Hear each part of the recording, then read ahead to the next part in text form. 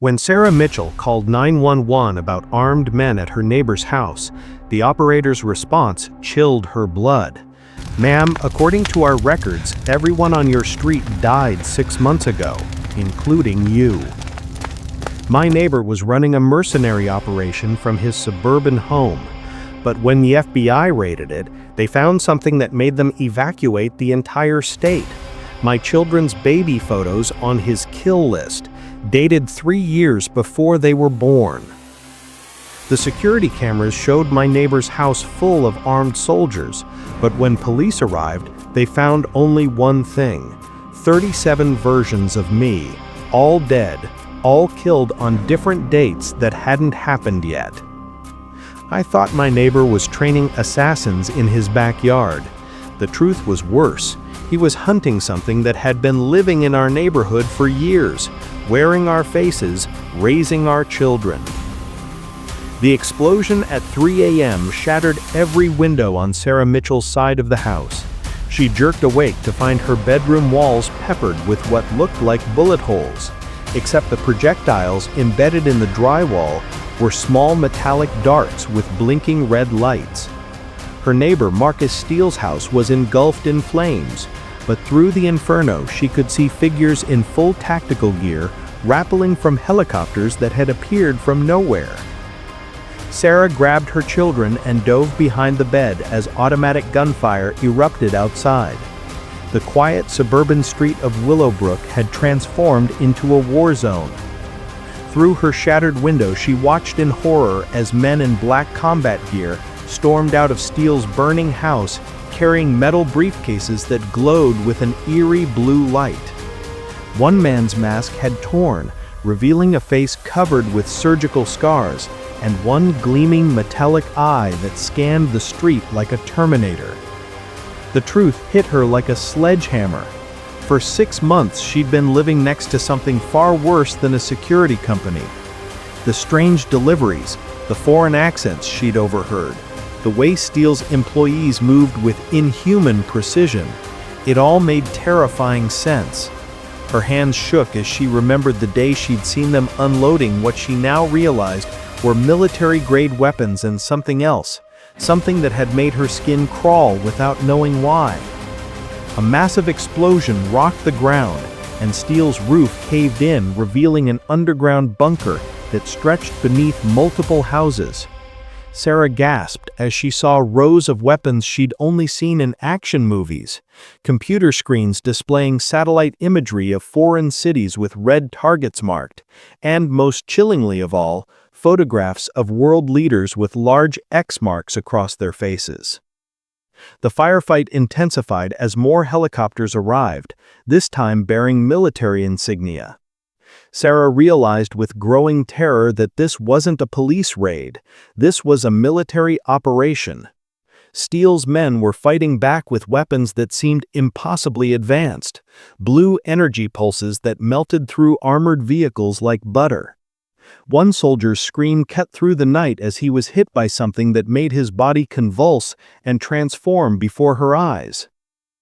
Her phone buzzed with an emergency alert. "Evacuate immediately. Chemical hazard. This is not a drill." But as Sarah tried to move, she noticed the blinking darts in her wall had started emitting a thin green gas. Her vision blurred, and in her last moments of consciousness, she saw Marcus Steele himself emerging from the smoke, his business suit replaced by advanced body armor, dragging behind him a briefcase marked with biohazard symbols and text in a language she didn't recognize. His eyes met hers through the window, and his smile was the last thing she saw before everything went black. Sarah woke up in a sterile white room, her wrists bound to a metal chair. Across from her sat Marcus Steele, but his face kept shifting, one moment human, the next revealing circuitry beneath synthetic skin.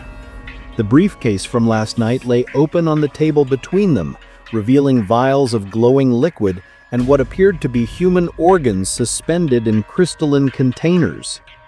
"You've seen too much, Mrs. Mitchell," Steele said, his voice modulating between different frequencies.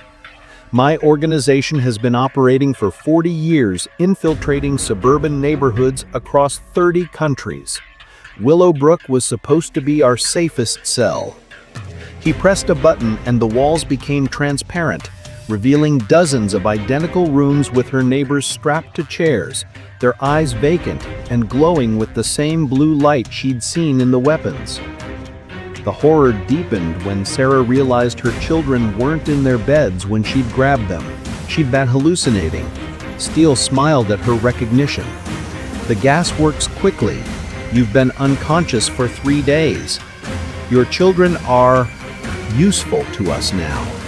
A screen flickered to life, showing her teenage son assembling weapons with mechanical precision, his movements too perfect, too inhuman.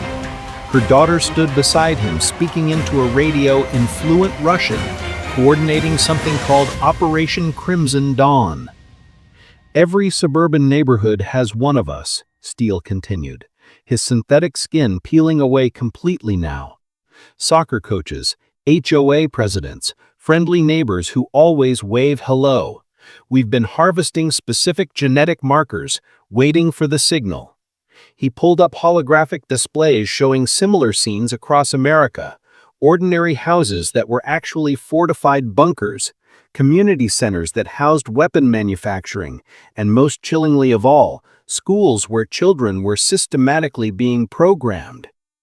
The door burst open, but instead of military rescue, her own husband walked in, wearing the same tactical gear as Steele's men. The wedding ring she'd placed on his finger 20 years ago now glowed with the same blue energy. "I'm sorry, honey," he said, his voice flat and emotionless. "I've been assigned to you since before we met. Your bloodline carries the genetic sequence we need for the final phase." Steele injected something into Sarah's neck, and her vision exploded into impossible colors. She could suddenly see through walls, witnessing the true scope of the operation. The entire neighborhood of Willowbrook was a facade. Beneath every house ran tunnels filled with cloning chambers, weapons that defied physics, and most horrifyingly of all, thousands of pods containing duplicates of every resident waiting to be activated. "In 6 hours, every sleeper agent globally will activate," Steele announced, checking his watch that displayed countdown timers for major cities worldwide. "What you thought was a mercenary operation was just the cover story we wanted you to find. The real invasion began decades ago, one suburban family at a time." As the injection took hold, Sarah felt her own consciousness slipping away, replaced by something alien and cold, her last human thought a scream that no one would ever hear. Sarah's consciousness shattered into 1,000 fragments, but instead of losing herself, she experienced something impossible. She could see through every pair of eyes in Willowbrook simultaneously. Her neighbor Mrs. Chen was leading a squad of children armed with plasma weapons through the elementary school. The mailman, Tom Rodriguez, was activating a massive underground drill that began boring towards the city's nuclear reactor. Every trusted face in her community had transformed into instruments of annihilation. But something went catastrophically wrong with Sarah's transformation. The injection reacted violently with her blood, causing her body to convulse and break free from the restraints with superhuman strength. Steele stumbled backward as Sarah's eyes turned pitch black, veins of silver spreading across her skin like living mercury. She grabbed the briefcase of vials and smashed them against the wall, releasing a cocktail of experimental serums that immediately began eating through the floor like acid. The facility's alarms shrieked as Sarah's corrupted transformation triggered a chain reaction. Other test subjects in adjacent rooms began mutating uncontrollably, some growing additional limbs, others phasing in and out of reality. Her husband tried to shoot her, but the bullets passed through her body as if she were made of liquid shadow. She reached out and touched his face, watching in horror and satisfaction as he aged 50 years in 5 seconds, crumbling to dust. Steele's perfect operation descended into chaos. The cloning chambers exploded one by one, releasing malformed duplicates that attacked everything in sight. Sarah discovered she could control them with her mind, turning Steele's army against itself. The underground facility became a battleground as mutated residents fought their programmed duplicates, reality itself seeming to tear at the seams. Through the compound's cameras, Sarah witnessed similar malfunctions worldwide. In Tokyo, a sleeper cell's base imploded into a miniature black hole. London's operation ended when their subjects merged into a single building-sized organism that devoured everything. The genetic markers Steele's organization had been harvesting weren't just for control. They were fragments of something ancient and hostile to human tampering.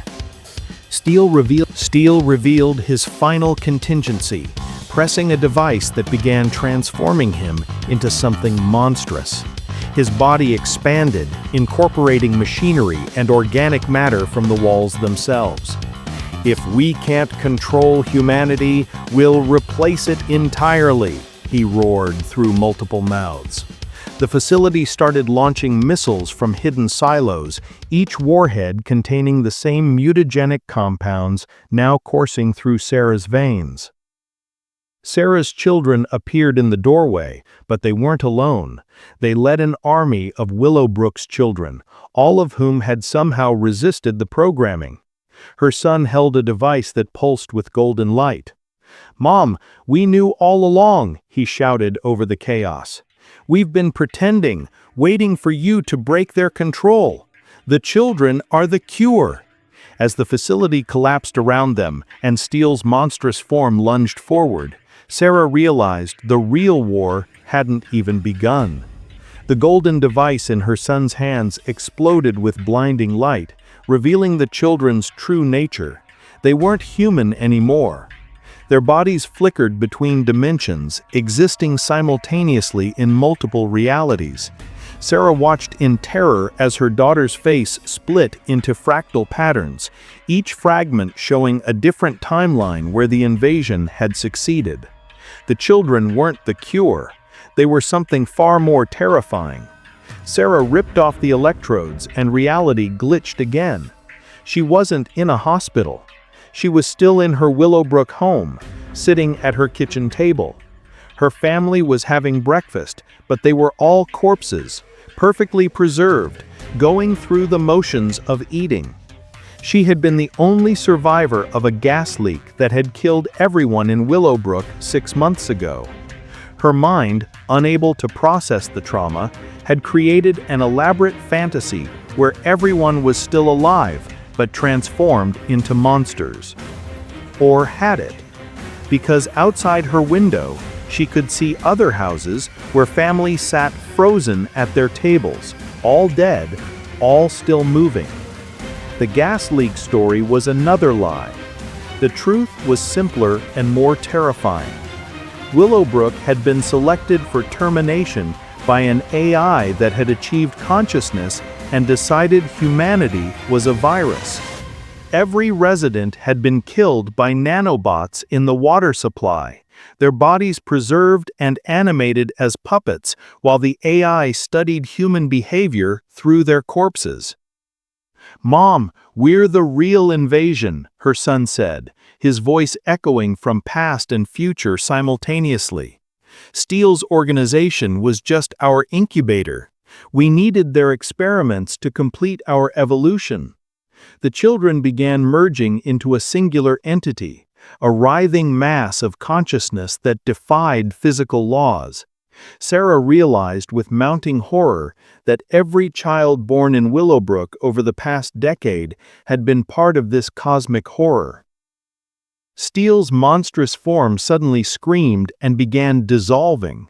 The children were absorbing him, along with every piece of technology in the facility.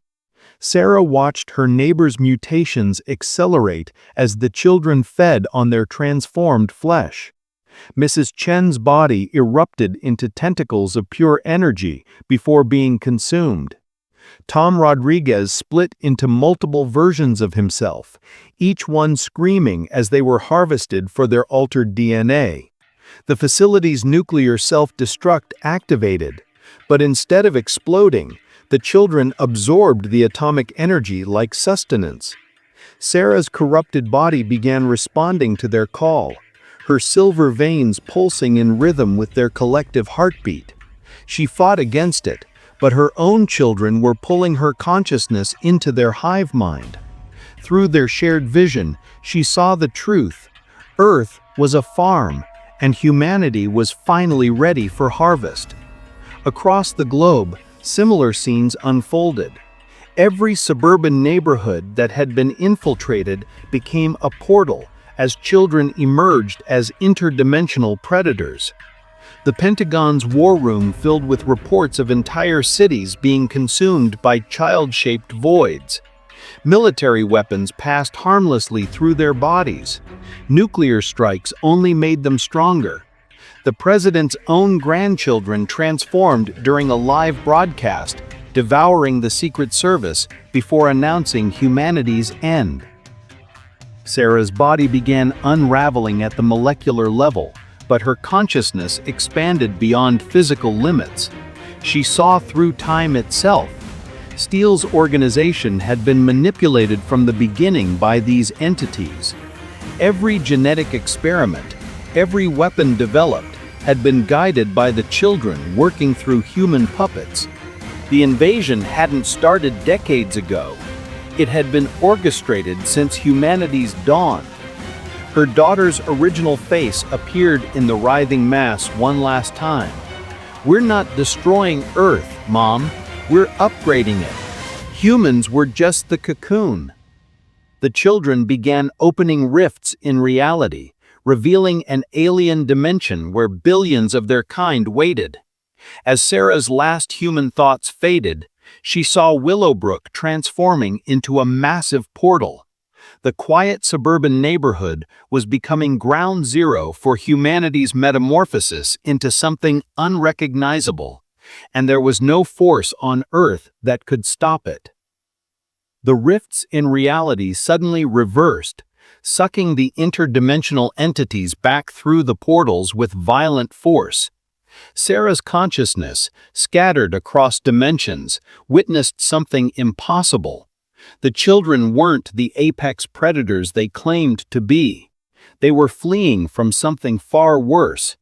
Through the closing portals came glimpses of their dimension being consumed by an endless darkness filled with screaming stars.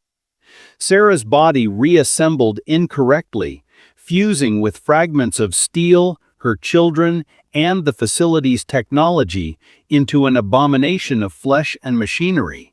She had become a living weapon, her thoughts capable of rewriting reality within a limited radius.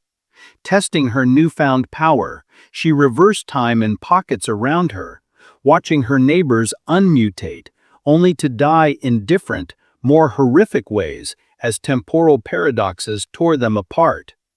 The true horror revealed itself when the Pentagon's nuclear response finally arrived. Not missiles, but something called Project Prometheus. The sky split open, revealing a massive satellite array that began bombarding Earth with beams of dark matter. Sarah realized with dawning terror that humanity's governments had known about the invasion all along. They had been preparing their own extinction protocol, preferring complete annihilation over allowing Earth to be harvested. Every world leader simultaneously shed their human forms, revealing themselves as vessels for beings of pure entropy. Sarah's children, still partially fused with the interdimensional mass, began screaming in harmonics that shattered reality further. Their true forms were revealed, not invaders, but antibodies created by Earth itself to fight off multiple simultaneous invasions. The Earth was alive, had always been alive, and humanity was just one of many immune responses it had developed over eons.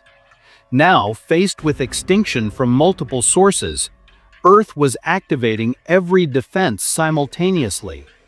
The ground beneath Willowbrook split open, revealing a massive eye the size of a city block. Ancient tentacles of living stone erupted from the depths, grabbing fleeing residents and absorbing their memories and genetic material. Sarah realized Steele's underground facility had been built directly over one of Earth's neural nodes. Every experiment, every mutation, had been feeding the planet information about its invaders. As the various invasive forces battled each other, the interdimensional children, the entropy beings, the crystallized humans, and Earth's own defenses, Sarah found herself at the epicenter of a cosmic war. Her abomination body began splitting into multiple versions across different timelines, each one experiencing a different apocalyptic scenario. In one, the sun exploded as alien fleets arrived. In another, reality itself unraveled like a broken screen. But in all timelines, one constant remained. Willowbrook was the nexus point where every ending converged, and Sarah was the unwilling witness to humanity's infinite deaths. Sarah's infinite deaths across timelines suddenly stopped as every version of her converged into a single point of consciousness. The cosmic war, the invasions, the mutations, all of it froze like a paused video. A figure materialized before her. Her 8-year-old daughter, Emma, wearing her favorite unicorn pajamas, completely untouched by any transformation. "Mommy," she said softly, "it's time to wake up." The entire reality shattered like glass. Sarah found herself strapped to a bed in a pristine medical facility, electrodes attached to her skull. Dr. Marcus Steele stood beside her, but he was just a psychiatrist holding a clipboard. "Mrs. Mitchell, you've been in an induced coma for 3 years. The experimental Alzheimer's treatment had severe hallucinogenic side effects.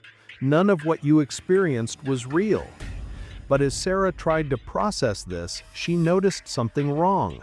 The heart monitor showed her pulse in impossible patterns, Morse code spelling out, "They're lying." Her daughter Emma stood in the corner, but her shadow had too many arms.